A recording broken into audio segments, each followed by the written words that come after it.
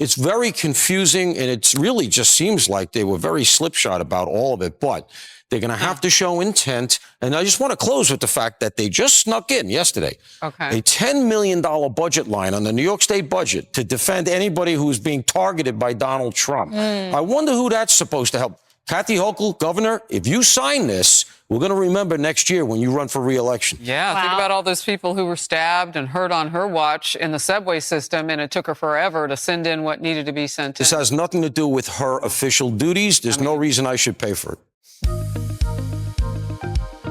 I'd like to welcome everybody back to Political Detox, where we break down narratives the media won't touch, exposing manipulation, corruption, and the strategies politicians use to protect themselves while the public pays the price. Politicians have always found ways to shield themselves, keeping their dirty work out of the public eye. Yeah, but Congress had a secret taxpayer-funded slush fund used to pay off sexual misconduct claims and protecting senators and representatives from sexual scandals. Let's just be blunt. And the money didn't come from their pockets, it came from ours.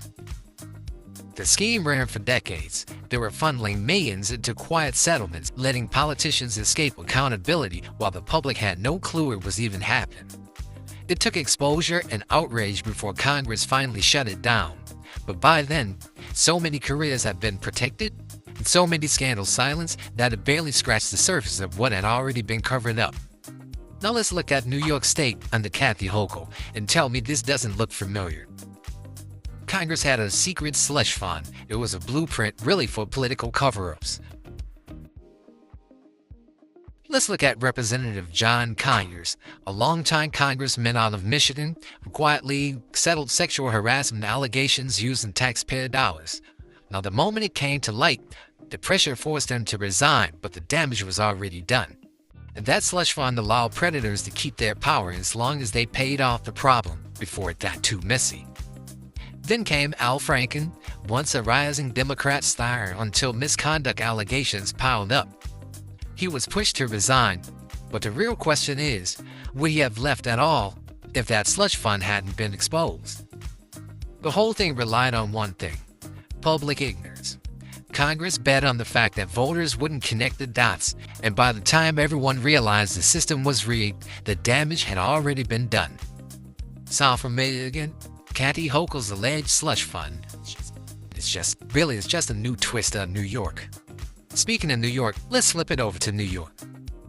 Now see, Kathy Hochul signed off on the $10 million legal defense fund. It was a nice little pot of taxpayer money, sitting in the state budget right as Letitia James is facing fraud allegations. Wink, wink. So ask yourself, is this about justice, or is it just another cover-up play?